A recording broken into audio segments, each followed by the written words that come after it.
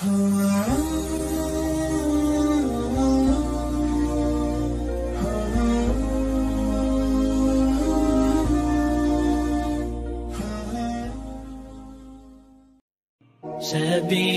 الدموع سبيل مريح، تنهدى يا صاحي كي تستريح.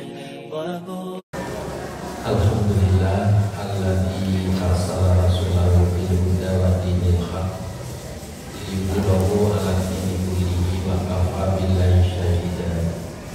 Asyhadu an la ilaha illallah wahdahu la syarika lah wa asyhadu anna Muhammadan abduhu wa rasuluh la nabiyya ba'dah. Allahumma shalli wa sallim wa barik ala hadzal nabiyil karim nabiyina Muhammadin wa ala alihi wa sahbihi ajmain. Ibu-ibu jamaah sekalian rahimakumullah, alhamdulillah pagi ini kita masih dikaruniai rahmat, taufik serta hidayah Allah, sehingga kita dapat istiqomah dalam bertaklim dan bersilaturahim, beriktikaf di masjid dan memakmurkan masjid yang diamanatkan Allah kepada kita. Mudah-mudahan seluruh amal ibadah yang kita laksanakan menjadi amal yang sholih dan mendapat ridho dari Allah Subhanahu wa Ta'ala. Ibu-ibu yang dirahmati Allah, mari kita awali dengan membaca basmalah. Bismillahirrahmanirrahim. Kita akan membahas materi besar dan amat sangat penting, karena materi ini kita butuhkan semua, atau semua kita membutuhkan, yaitu 10 langkah mencapai bahagia sampai akhir hayat. Targetnya 1, tapi langkahnya banyak, karena yang ditargetkan itu ideal. Nah, kesempatan sekarang ini saya baru bisa menjelaskan 2 langkah. Selebihnya akan kita bahas pada pertemuan berikutnya.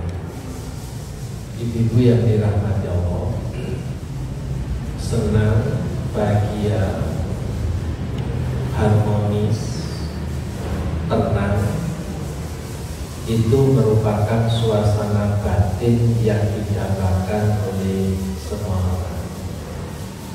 Segala upaya dilakukan untuk meraih yang namanya bahagia. Bahkan upaya dalam memahami bahagia pun sesuai dengan selera.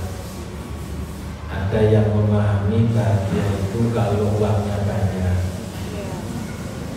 Di saat orang yang banyak uang ternyata tidak bahagia.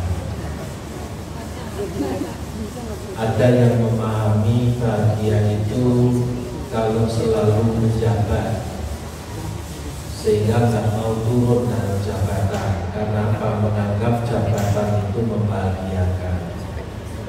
Sehingga lahirlah politik dinasti itu dalam rangka memumi jabatan, dalam rangka agar terus menjadi pejabat sampai cucu dan cicit. Karena memang dipahami bahwa jabatan itu adalah sesuatu yang membahagiakan.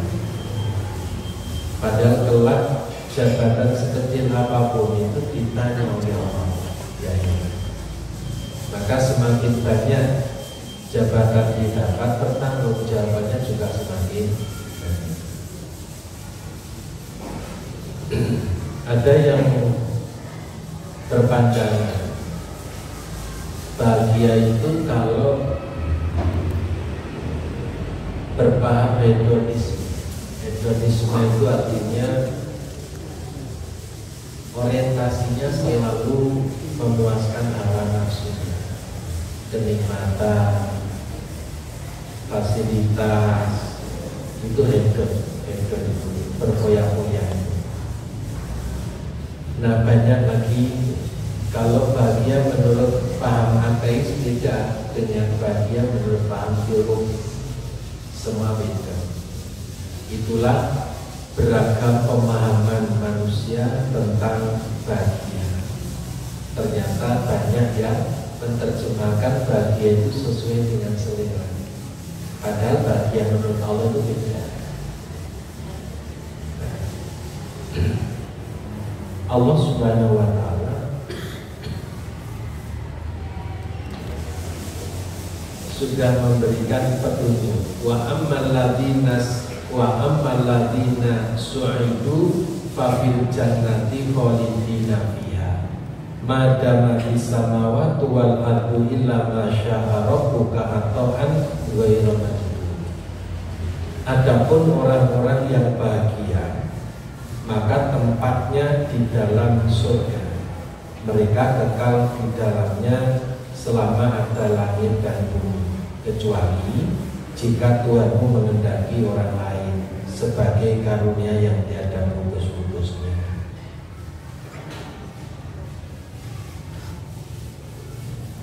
Ayat ini kuncinya ada pada kata wa ammal ladzina su'idu. Kuncinya di situ.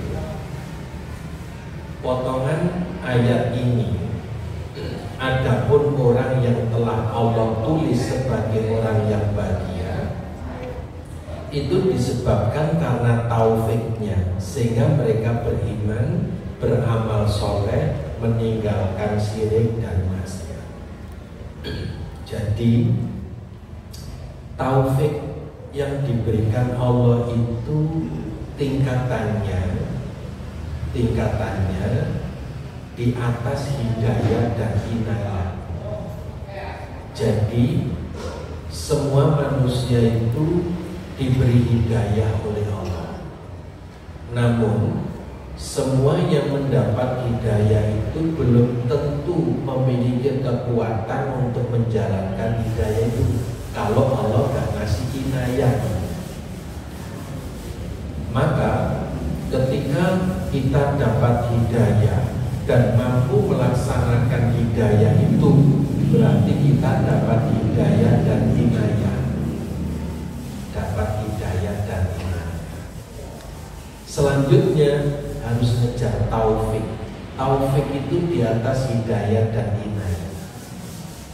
Taufik itu kesesuaian antara yang dikehendaki oleh Allah dan yang dilakukan oleh manusia. Seperti putra putri ibu dikasih tugas, lakukan ini, caranya begini. Kemudian ibu fasilitasi alat-alat yang nanti kamu gunakan ini.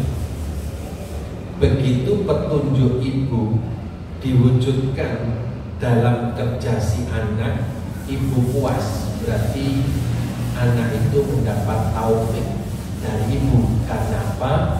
Pekerjaan yang dilakukan anak sesuai dengan harapan. Maka satu digit lagi mendapat ridhonya Allah, namanya mardhatillah. Jadi ada 4 level ya Bu, tolong dicatat biar nanti gak tolak-tolak. Sekarang mantu-mantu nanti keluar dari sini tolak-tolak. Ibu, pertama Allah itu memberi hidayah, petunjuk. Kemudian Allah memberi inayah, kekuatan, daya. Kemudian Allah memberi taufik, yakni kesesuaian antara yang diinginkan, yang dikehendaki oleh Allah dengan yang dilakukan oleh manusia. Maka puncaknya hamba itu mendapat ridhonya Allah. Nah, kalau dapat ridhonya Allah, jelas radhiyallahu anhu wa radu anhu zalika liman khasyya. Al-Baqarah ayat 8. Nah, contohnya gini Bu, semua umat Islam itu tahu kalau sholat itu hukumnya wajib. Berarti apa? Semua umat Islam dapat hidayah tentang tahu wajibnya sholat. Ketika sholat, kok tidak melaksanakan sholat, berarti dia cuma dapat hidayah, tidak mendapat inayah. Dan agar setelah melaksanakan sholat sesuai dengan yang dikehendaki oleh Allah, maka dialah mendapat taufik. Jadi sholatnya dilakukan sesuai petunjuk Allah dan contoh Rasul, maka dia mendapat taufik. Selanjutnya akan mendapat ridhonya Allah. Semua orang Islam kalau bulan Ramadan tiba dapat hidayah tentang tahunnya puasa di bulan Ramadan, hukumnya wajib. Namun ketika tidak puasa berarti dia cuma mendapat hidayah tapi nggak mendapat taufik, tidak mendapat inayah. Nah kalau inayah saja nggak dapat, mana mungkin dapat taufik, walaupun namanya Pak taufik. Nggak dapat. Nah, kalau sudah nggak dapat taufik, dari mana dapat ridhonya Allah? Nggak bakalan. Maka ibu harus bersyukur sekali dapat hidayah, kemudian dapat inayah, bisa menjalankan petunjuknya Allah. Kemudian kita berupaya untuk menyesuaikan apa yang dikehendaki oleh Allah, apa yang dikehendaki oleh Rasulullah, baru kemudian dapat ridho. Nah maka wa ammal ladzina su'idu, orang-orang yang ditulis oleh Allah mendapat bahagia itu karena mendapat taufik. Berarti apa? Sudah mendapat hidayah, sudah mendapat inayah, dianugerahi taufik, satu langkah lagi mendapat ridhonya. Orang yang diberi kebahagiaan oleh Allah, mereka akan masuk surga dan kekal di dalamnya dari sejak awal selesainya perhitungan sampai waktu yang tidak terbatas, kecuali orang yang dikehendaki oleh Allah untuk ditunda waktunya masuk surga, yaitu orang mukmin yang banyak berbuat maksiat, masuk surganya tertunda, waiting list, kayak haji tertunda itu. Mereka itu akan berada di neraka sesuai azab yang pantas mereka terima, kemudian keluar dari neraka dan kemudian masuk ke dalam surga. Maka bangun tekad, di akhirat nanti nggak usah transit deh di neraka, langsung saja menuju surga. Maka wujudkan cita-cita meraih bahagia tanpa dosa. Bangun semangat untuk meraih bahagia tanpa dosa. Atau targetkan menjadi ahli surga tanpa transit di neraka. Maka segala yang mengotori jiwa, mengotori ibadah, mengotori pikiran, mengotori cita-cita itu harus dibersihkan. Agar apa? Ya, tidak pakai transit. Transitnya di neraka itu mengerikan dulu. Cuman transit itu belum kholidina fiha abada, itu baru transit. Karena seringan-ringannya api neraka itu yang nanti akan diberikan kepada Abu Thalib, pamannya Nabi, itu kakinya dikasih sandal, otaknya mendidih. Jadi itu seringan-ringan azab api neraka. Seperti apa kalau kholidina fiha? Mereka yang bahagia itu akan diberi oleh Tuhanmu karunia yang besar dan kekal di dalam surga, tidak berkurang dan tidak putus. Nah ini Ibu tentang bahagia. Nah sekarang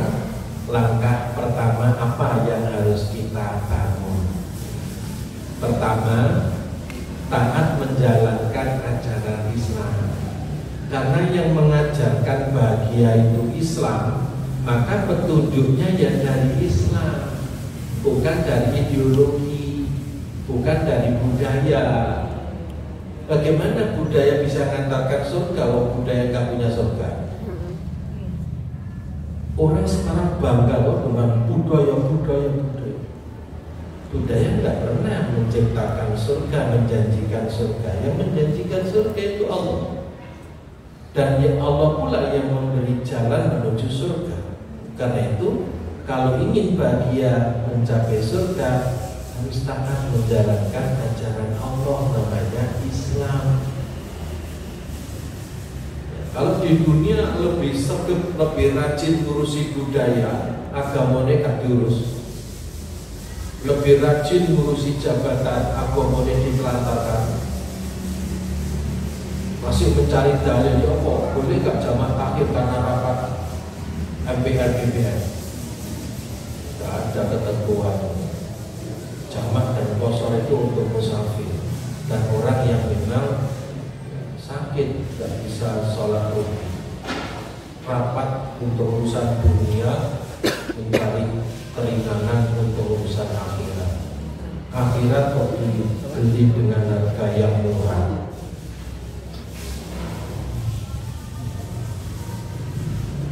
Nah, jadi ibu sekalian, taat menjalankan ajaran Islam itu dijamin. Nah, Islam mengajarkan cinta dan kasih sayang, bahagia dan ketentraman adalah karunia Allah yang harus diusahakan dan diminta melalui ketaatan menjalankan ajaran Islam dan doa. Jangan lupa doa, karena usaha manusia seperti apapun kehendak ada di tangan Allah. Nah, kehendak itu harus diminta. Nah, minta itu namanya doa. Maka setiap ikhtiar harus diikuti dengan doa, lantas tawakal kepada Allah. Jadi urutannya itu usaha dulu, kemudian berdoa, kemudian tawakal. Nah, cinta dan kasih yang didasarkan pada harta akan sirna bersama dengan sirnanya harta, karena harta tidak pernah abadi bersama manusia. Jadi kalau mencintai sesama karena harta, maka hartanya habis, cintanya juga habis. Tapi kalau cinta itu karena Allah, Allah yang membantu untuk membahagiakan, ya hasil dari cinta yang dianugerahkan Allah. Ibu kan sering dengar lagu Rasa Cinta Pasti Ada Pada Makhluk Yang Bernyawa. Saya sayangnya nggak pinter nyanyi itu apa ya. Tapi kalau saya ceramah sambil nyanyi, pribadi saya jadi dua. Ini penyanyi apa ustaz? Karena itu biarlah saya ustaz saja kalau saya nyanyi. Jadi Allah menanamkan rasa cinta untuk disalurkan berbasis cintanya Allah. Jangan cinta nafsu, jangan cinta berbasis harta. Akan sirna. Ibu kalau sempat baca buku Manajemen Cinta ya, karangan Dr. Abdullah Nasih Alwan, bagus Bu. Kita bisa memposisikan cinta itu prioritasnya kepada siapa, dan relativitas cinta itu kayak apa. Karena cinta dan benci itu batasannya seperti setipis kulit ayam itu. Orang kadang cinta moro-moro benci, orang benci tahu-tahu cinta. Kan ada sinetronnya itu ada tuh, apalagi film India itu. Semula benci tiba-tiba jadi mantu, dan terus disukuayangi, mengerikan. Cinta dan kasih sayang yang didasarkan pada kecantikan dan ketampanan akan redup bersama dengan redupnya usia dan ketuaan. Cinta kalau dasarkan cantik dan tampan, siap-siaplah cintanya muda ketika kecantikan dan ketampanannya sudah redup di telan usia. Usia kita ini meredupkan cantik dan tampan. Udah, kalau sudah tua tinggal bekas-bekas kecantikan. Bekas-bekas unik. Ya kan gitu, kata-katanya kan masih nampak bekas-bekas kecantikan. Masih nampak untung. Nampak ada bekas. Ada bekasnya. Masih punya bekas. Ya, mas untung masih punya Ada bekasnya. bekas ketampan. Mintanya hilang kabel. Karena itu cinta itu hanya karena Allah.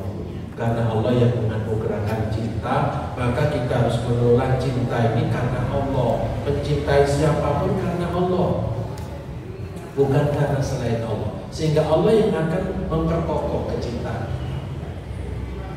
Nah, jika cinta dan kasih sayang didasarkan pada harta dan jabatan, akan lenyap bersama dengan batas harta dan jabatan yang dititipkan Allah kepada manusia. Cinta dan kasih sayang akan abadi bersama manusia jika diikat oleh keimanan dan ketaatan menjalankan ajaran Islam. Jadi, suami mencintai istri karena mar'atu sholihah. Istri mencintai suami karena suaminya itu orang soleh.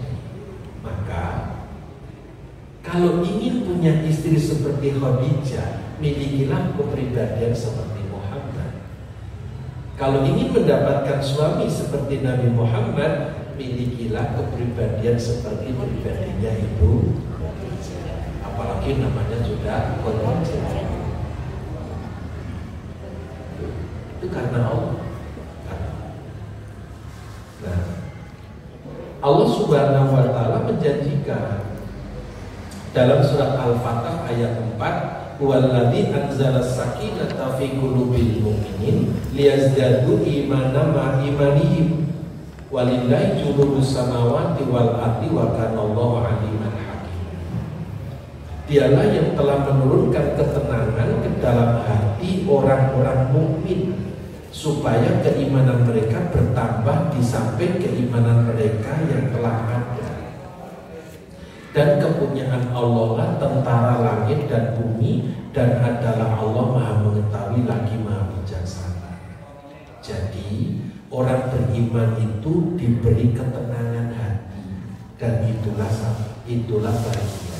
Orang itu kalau hatinya tenang mesti bahagia, mesti senyum-senyum, mesti merasakan bahagia. Itu kalau tenang. Tapi kalau gelisah mesti tidak bahagia. Nah, maka Al-Fatih 4 ini Allah menjanjikan, Allah nambah sesuatu yang ditambah. Itu kan berarti sudah dikasih ya. Ibu kalau belanja kan punya kebiasaan jalur ibu kan? Enggak. Salah. Nah, jadi Allah itu memberi ilmu kepada hambanya yang sudah dianugerahi ketenangan atas dasar iman. Nah, dengan iman yang melahirkan tenang itu Allah menambah liyazdadu imanama imani. Imannya selalu bertambah, secara otomatis tenangnya juga semakin bertambah. Karena itu ketenangan hidup itu kalau menjalankan ketaatan. Kebahagiaan hidup, cinta kasih itu kalau ada ketaatan. Allah akan menyayangi, mencintai kalau kita taat. Anak disayangi, dicintai orang tua karena anak itu anak yang solid dan solid. Saya mengutip pandangan Profesor Wahbah Az-Zuhaili dalam tafsirnya Al-Wajiz, ketahuilah bahwa Allah dengan karunia dan kemuliaannya, Dialah yang menurunkan ketenangan dan keridhaan atas hati seorang hamba yang beriman, agar tidak bergejolak jiwa-jiwa mereka dan menyimpang dari perjanjian, agar Allah menambah ketenangan dalam keimanan yang bertambah atas keimanan sebelumnya. Jadi modalnya sudah ada, kemudian Allah tambah, dan yang ditambahkan itu keimanan dan ketenangan, bukan kekufuran dan kegelisahan. Maka orang bersyukur itu pasti tenang, tapi orang kufur mesti gelisah. Orang qanaah itu tenang, orang rakus mesti gelisah. Karena itu Ibu, segala persoalan yang terkait dengan kebahagiaan itu tidak serta-merta muncul, melainkan mengikuti sebab akibat. Nah, maka orang beriman itu dia akan selalu mentaati perintahnya Allah yang membuahkan ketenangan, kebahagiaan, harmonisasi dalam hidup dan kemudian Allah menjelaskan bahwa Allah memiliki tentara di langit dan di bumi, dan Allah Maha Tahu terhadap ciptaannya. Tidak tersembunyi dari urusannya sesuatu apapun, dan Allah Maha Bijaksana terhadap orang-orang yang dicintai. Surat Al-Mu'minun ini menjelaskan hal itu. Qad aflahal mu'minun alladzina hum fi sholatihim khashi'un walladzina hum 'anil lagwi mu'ridun walladzina hum lizzakati fa'ilun walladzina hum li furujihim hafizun. Sesungguhnya beruntunglah orang-orang yang beriman, yaitu orang yang khusyuk dalam sholatnya, dan orang yang menjauhkan diri dari perbuatan dan perkataan yang tiada berguna, dan orang yang menunaikan zakat, dan orang yang menjaga kemaluannya. Seluruh keberuntungan ini akan diraih oleh mereka yang dianugerahi hidayah, inayah, taufik, dan ridho. Dan inilah modal yang harus kita miliki agar kita tetap taat di jalan Allah. Perintahnya ditaati, larangannya dijauhi. Kita seringkali terusik ketika kita berupaya untuk taat, istiqomah dalam beribadah, dan kita sudah merasakan ketenangan hidup. Begitu kita melihat di jalan banyak orang yang melakukan kemungkaran, banyak yang melestarikan maksiat, dosa, kita jadi terusik. Terusinnya apa? Pertama, panggilan dakwah kita ini muncul sebenarnya. Kita terganggu dengan perilaku yang serba maksiat, mungkar. Kemudian bertanya, nanti gimana di akhiratnya? Umurnya nanti gimana mempertanggungjawabkannya? Contoh ya, saya selalu gelisah itu. Kalau saya berangkat sore untuk kajian maghrib isya, itu berangkat 4:30 atau jam 5 kurang 10. Itu di mall, itu parkirnya saja sudah penuh, MOG sudah penuh.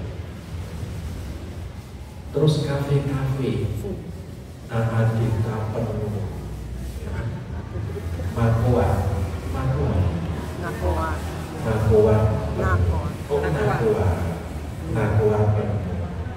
Gacoan penuh. tua. Sedangkan ketika saya sampai di masjid, yang parkir itu cuma 3 motor, 1 mobil. Apa gak lemes? Iya benar. Pulang isya macet jalanan.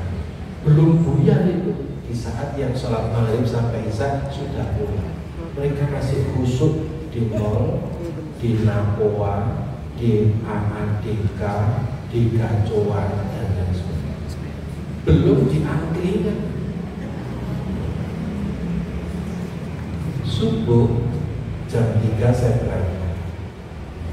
Di Soekarno-Hatta itu semua warung itu tidak bergerak walaupun terdengar azan subuh. Padahal sejak tadi malam. Sekali-sekali kalau ibu berangkat kemana gitu lihat sekarang di sana dan anak muda-muda semua. Ya ada yang tua yang tidak tahu diri.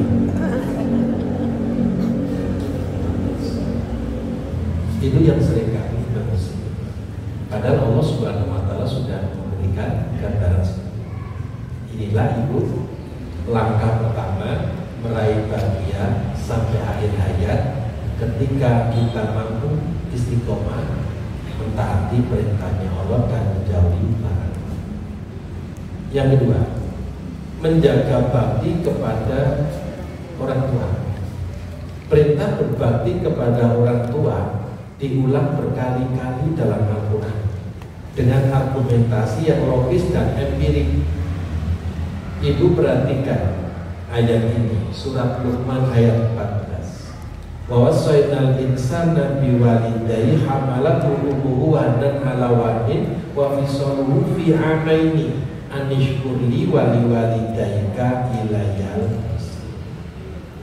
Dan kami perintahkan kepada manusia berbuat baik kepada 2 orang ibu bapaknya. Ibunya telah mengandungnya dalam keadaan lemah yang bertambah-tambah dan menyapihnya dalam 2 tahun. Bersyukurlah kepadaku dan kepada 2 orang ibu bapakmu. Hanya kepadakulah kembali. Ayat ini mengajak kita dialog dengan kesadaran. Karena apa? Faktanya tidak bisa diingkari. Ibu yang mengandung kita itu kondisinya lemah, bertambah-tambah, melahirkan taruhannya nyawa, memberi ASI sempurnanya 2 tahun. Masa itu betul-betul masa yang sangat menyulitkan ibu.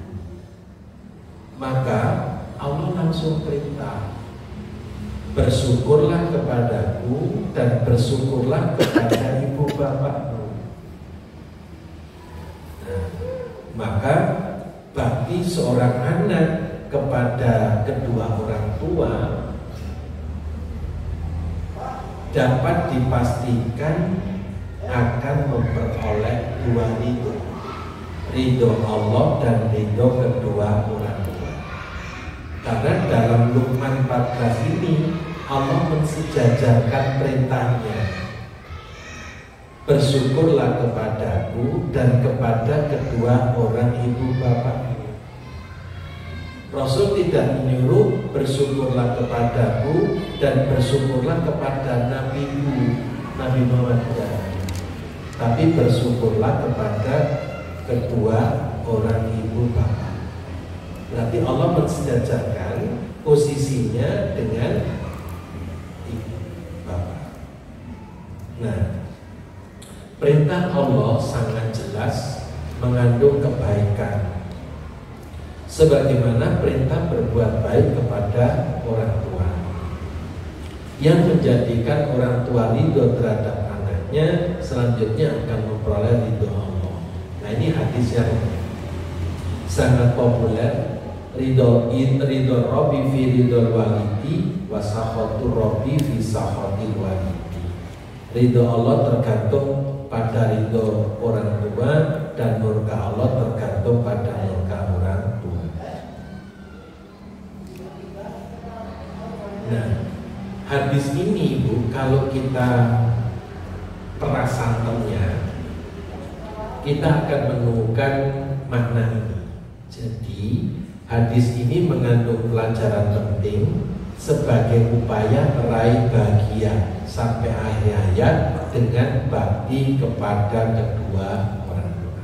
Pertama, seorang anak wajib berusaha membuat orang tuanya ridho. Dalam hadis di atas, Rasul menyebutkan bahwa ridho Allah bergantung pada ridho orang tua. Sama halnya dengan mencari ridho Allah yang merupakan sesuatu kewajiban, demikian pula dengan mencari ridho kedua orang tua. Selalu bergandengan. Maka sebaliknya, kalau anak durhaka kepada kedua orang tua, dapat dipastikan mendapat dua murka Allah dan murka kedua orang tua. Yang kedua, haram melakukan segala sesuatu yang memancing kemarahan kedua orang tua. Sama halnya dengan mengundang kemarahan Allah yang merupakan satu keharaman, yaitu sikap yang dilarang dalam Islam. Nah, mancing-mancing kemarahan orang tua itu banyak wujudnya. Kebandelan seorang anak ketika menerima nasihat orang tua itu menjadikan hati orang tua terpancing kemarahan. Berkali-kali diingatkan tetap bandel itu memancing kemarahan kedua orang tua, dan itu tidak boleh terjadi. Karena kalau sampai orang tua marah, gelo dan seterusnya, maka derajat keridoannya semakin menipis. Bahkan bisa jadi keridoannya orang tua bisa hilang. Karena apa? Karena dihilangkan oleh kemarahan akibat dipancing-pancing oleh seorang anak. Yang ketiga, terdapat hubungan sebab musabab. Bakti kepada orang tua merupakan sebab, adapun ridho Allah dan ridho orang tua merupakan musabab. Dan hidup ini nggak bisa lepas dengan fa'ad bahasa baba. Dua kali Allah memerintahkan kita ikutilah sebab. Dalam surat Al-Kahfi, ikutilah sebab. Jadi kalau misalnya ya, kita sakit, setelah kita telusuri tahu sebab musabab saya sakit, maka saya harus menghindarkan dari segala sebab yang menimbulkan saya sakit.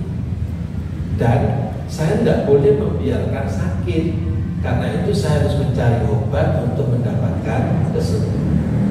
Itu terus, sebab akibat itu selalu beriringan seperti mata rantai kehidupan.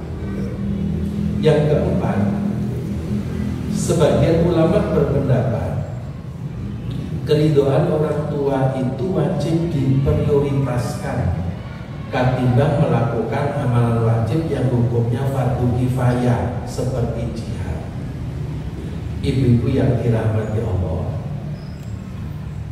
ketika ada seorang pemuda yang bertanya kepada Rasulullah, seorang pria mendatangi Nabi SAW untuk meminta izin beliau agar diberangkatkan berjihad. Maka beliau bertanya, apakah kedua orang tua Anda masih hidup? Pria tersebut menjawab, iya.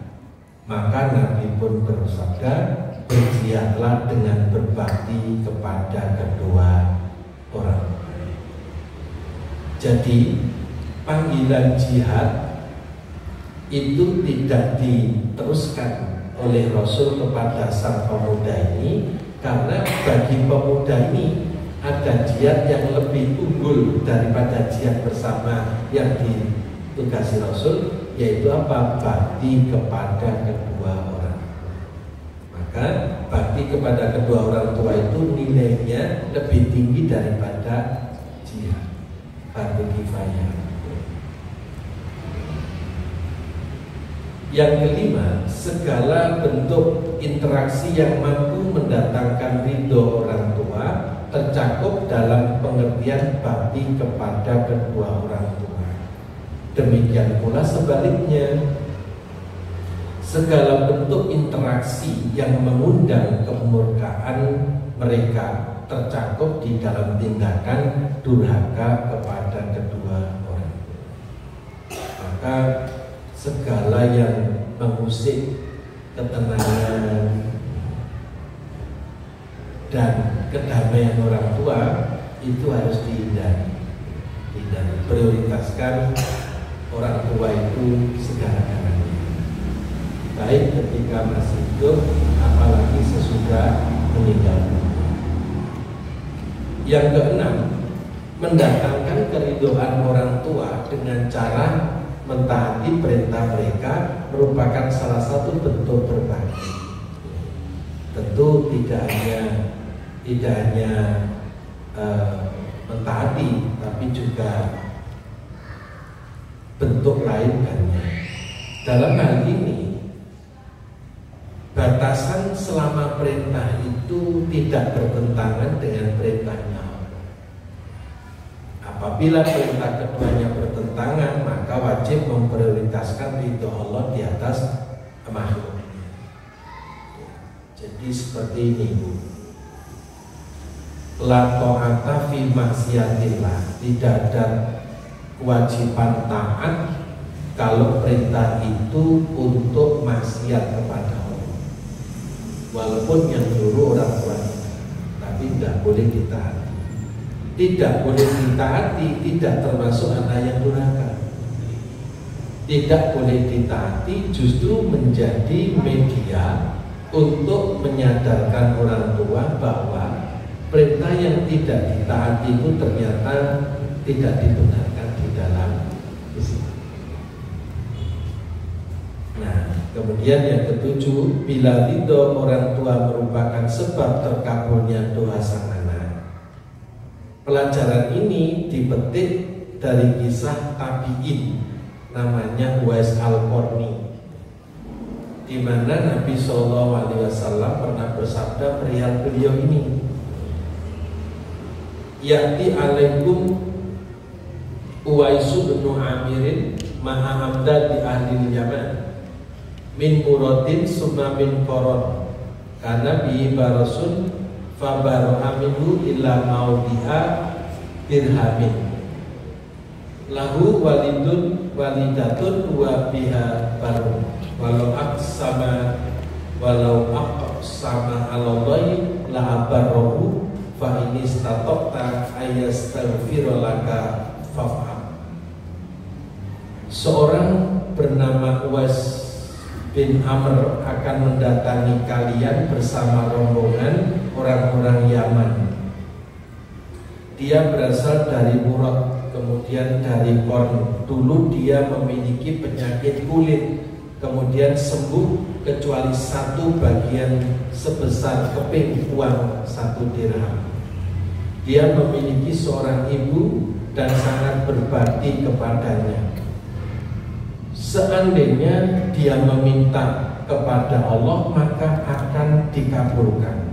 Jika Anda mampu memintanya untuk mendoakan ampunan Allah bagimu, maka lakukan. Nah, itu begini. Rasul bersabda ini karena beliau itu tidak diberi kesempatan oleh Allah untuk bertemu dengan Uwais. Jadi Uwais ini penduduk Yaman, hidup hanya dengan ibunya saja, miskin, tidak terkenal, kemudian kepingin ketemu Nabi.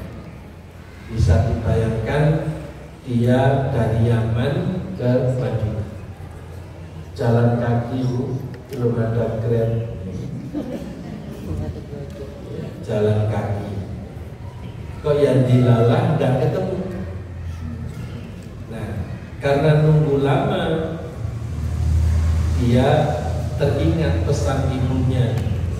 Karena untuk mendapatkan izin ibu, Uwais Al-Qarni ini berhari-hari mikir gimana caranya agar ibu bisa mengizinkan saya berjumpa Rasul. Karena ibunya sudah tua, lumpuh, dan membutuhkan pendamping. Tapi keinginan bertemu Rasul sangat kuat. Akhirnya memberanikan diri untuk izin. Dan diizinkan dengan satu catatan, kalau sampai di Madinah segera pulang karena ibu sendiri tidak ada teman. Berangkatlah Uwais Al-Qarni, kok yang dilalah tidak ketemu Nabi. Begitu menyampaikan keinginannya untuk pulang karena teringat pesan ibunya, Ibu Aisyah gak bisa menahan, akhirnya pulang. Begitu Uwais Al-Qarni pulang, Rasul datang. Begitu Rasul diberitahu kalau ada penduduk Yaman namanya Uwais Al-Qarni ingin berjumpa Rasul, tapi keburu pulang karena teringat pesan ibunya. Rasul dikomentari oleh Ibu Aisyah bahwa tidak pernah Rasul itu berwajah sedih ketika ketemu Nabi, kecuali enggak ketemu dengan Uwais Al-Qarni. Jadi kalau Rasul ada tamu-tamu tidak sempat ketemu itu ya sedih, tapi nggak sesedih ketika tidak berhasil ketemu dengan Uwais Al-Qarni. Ibu Aisyah tanya, kenapa Rasul sedih sekali? Beliau menjawab, saya belum dipertemukan oleh Allah dengan makhluk penghuni langit. Terbelalak sekali Ibu Khadijah, Ibu Aisyah. Kok semuanya itu Rasulullah? Apa amalannya? Dialah anak yang berbakti kepada ibu. Dialah anak yang berbakti kepada ibu. Sehingga makomnya sederajat dengan para malaikat. Karena itu dia makhluk penghuni langit. Fisiknya saja di dunia, tapi hakikatnya dia itu termasuk penghuni langit, setara derajatnya dengan para malaikat. Begitu selesai, Rasul langsung mengumpulkan sahabat-sahabat beliau, mengumpulkan semua, diberitahu ini hadisnya. Nah, Umar bin Khattab tanya, wahai Rasulullah, nama Uwais Al-Qarni di Yaman itu tentu bukan satu, mestinya banyak. Agar kami nanti tidak salah, apa tanda-tanda Uwais Al-Qarni? Beliau sebutkan, dia pernah sakit kulit, belang. Nah, namun ketika dia tawaf sambil gendong ibunya, Allah memberi kesembuhan. Sakit kulitnya hilang, yang tersisa tinggal belang segede uang di tangan, di telapak tangan.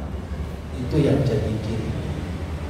Dalam riwayat dikemukakan, Uwais Al-Qarni itu baktinya sampai tidak terikat. Yaitu apa? Pada suatu ketika ibunya bilang, mudah-mudahan tahun ini Uwais bisa menemani ibu haji ya. Uwais mikir, gimana gendong dari Yaman ke Mekah, ke Arafah, ke Muzdalifah, ke Mina, ke Mekah, tawaf, sa'i, terus pulang lagi. Jaraknya Yaman Mekah itu 1119 kilo. Ibunya digendong PP, tawaf digendong, sa'i juga digendong.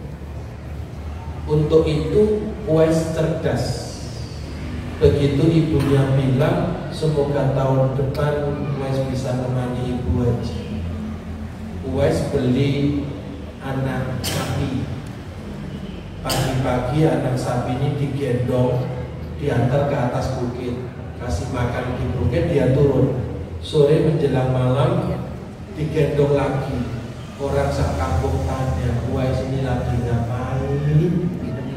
Kok pot repot naik turunkan anak sapi? Kok ya sudah ditaruh di bawah saja atau di atas saja. Di kemudian hari ternyata cerdas. Uwais dengan gendong anak sapi ingin memperkuat otot-ototnya agar kuat gendong ibunya. Itu yang mengagumkan Rasul. Rasul sampai kagum dan akhirnya digendong sampai di Mekah, beliau tawaf sa'i dan seterusnya sampai haji sampai pulang. Saat tawaf itu Uwais ditanya oleh ibunya, doa untukmu mana Uwais? Kok sepanjang tawaf doamu hanya untuk ibu? Lah doamu mana? Uwais bilang, kalau Allah meridhoi ibu, insya Allah saya juga akan diridhoi oleh Allah dan itu diabadikan oleh Allah. Ibu kalau baca bukunya itu di buku ada 2 buku, Rahasia Seuntai Kalung dan Kaca-Kaca Berdebu. Ada riwayat sedikit tentang. Nah itu ibu. Jadi itulah yang menyebabkan Uwais Al-Qarni dikagumi oleh Rasulullah sampai beliau menyatakan dia makhluk penghuni langit.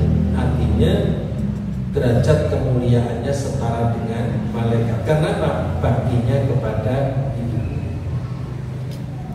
Nah, ibu itu kisahnya Uwais Al-Qarni. Maka apabila Allah dan kedua orang tua memberi ridho, maka kebahagiaan akan tetap terjaga sampai akhir hayat, bahkan menjadi jembatan untuk meraih kebahagiaan di akhirat.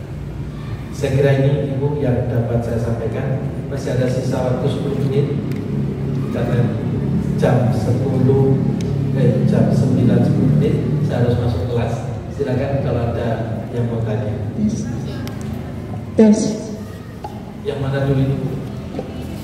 Oh ya, monggo. Ustadz, yang buku Kaca-Kaca Berdebu itu karangannya siapa? Oh iya, saya lupa ya karangannya. Kaca-Kaca Berdebu.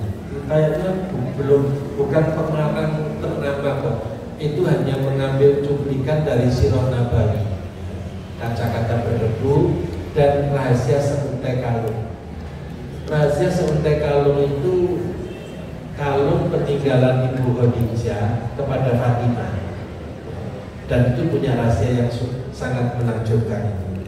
Itu Bu, saya lupa nama pengarangnya. Silakan yang mau tanya siapa tuh? Siapa? Belinya di mana? Assalamualaikum warahmatullahi wabarakatuh. Silakan Bu, silakan. Ustadz, saya mau tanya, kewajiban anak dengan kewajiban kepada suami itu kayaknya hampir sama ya? Iya. Jadi bagaimana posisi sebagai seorang istri dan bagaimana posisi sebagai seorang anak ketika kedua-duanya itu menuntut seorang anak dan seorang istri berbakti. Soalnya ibu sakit tapi suami nggak mengizinkan. Nah, gimana Ustaz? Baik. Solusinya. Baik. Makasih. Iya, makasih Bu. Untuk buku tadi bisa dicari di Bayakub ya Bu. Di Bayakub di depan rumah makan Kairo ya. Kalau saya sebut Kairo pasti tahu. Di depannya itu di pojok. Begini, perintah bakti kepada orang tua dan bakti kepada suami bagi seorang istri itu derajatnya lebih tinggi bakti istri kepada suami. Sedangkan suami itu derajatnya lebih tinggi bakti kepada ibunya. Jadi dibalik itu standar ajaran Islam. Mengapa? Nah ini yang penting. Jadi begitu ayah wanita ini menyerahkan amanat putrinya kepada suami, maka semua tanggung jawab ada di tangan suami. Maka mutlak seorang istri harus lebih bakti kepada suaminya. Dengan bakti kepada suaminya ini, ibu dan ayahnya berhak masuk surga. karena berhasil mendidik putrinya menjadi putri yang mar'atus sholihah.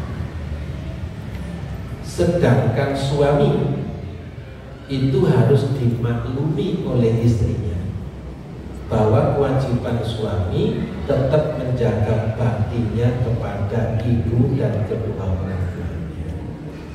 Kesadaran itu harus dibangun sehingga tidak saling menuntut. Banyak wanita ketika suaminya sambat ke rumah ibunya itu sudah diomeli. Ada wanita yang ketika suaminya memperhatikan ibunya itu dikata-katain begini, "Rambirai mana ibumu?" Saya dengar, wah itu enggak, itu karena enggak ngaji kan ya, enggak ngaji. Karena itu ibu serius sekali kok manasik menjelang ijab kabul. Perlu manasik, perlu pembekalan, perlu pembinaan agar apa? Tahu kewajiban dan hak dalam kehidupan rumah tangga. Jangan sampai perintah bakti ini justru menimbulkan konflik. Kebanyakan yang tidak pernah ngaji, nggak paham ajaran Islam itu, suami itu kalau sudah jadi suaminya itu dianggap segala-galanya, yang lain nggak boleh. Ibunya nggak boleh, apalagi dulur-dulurin nggak boleh. Pokoknya kamu milik saya. Nggak begitu. Ada kasus. Ini sebaliknya. Seorang istri diberitahu di zaman Rasul. Seorang istri diberitahu ibumu sakit. Oh iya, saya doakan semoga Allah memberi kesembuhan. Saya belum bisa jenguk karena suami saya belum di rumah. Saya belum minta izinnya suami. Waktu itu kan belum ada WA, Bu. Zaman Rasul belum ada WA, sehingga nggak sempat WA. Diberitahu ibumu sakit keras, sudah sakratul maut. Saya doakan husnul khotimah. Saya belum berani keluar rumah sebelum dapat ridhonya suami. Diberitahu lagi ibumu sudah meninggal. Alhamdulillah warahmatullahi. Wanita ini dilaporkan kepada Rasulullah. Wanita itu anak putri kayak apa nasibnya nanti? Diberitahu ibunya sakit, nggak jenguk, sakit keras, sakratul maut nggak jenguk. Sampai bapak juga belum takziah. Katanya dia belum dapat ridhonya suami. Rasul menjawab, wanita seperti itu benar. Karena taatnya kepada suami yang dikejar ridhonya suami, maka lantaran itu ibunya yang wafat itu masuk surga.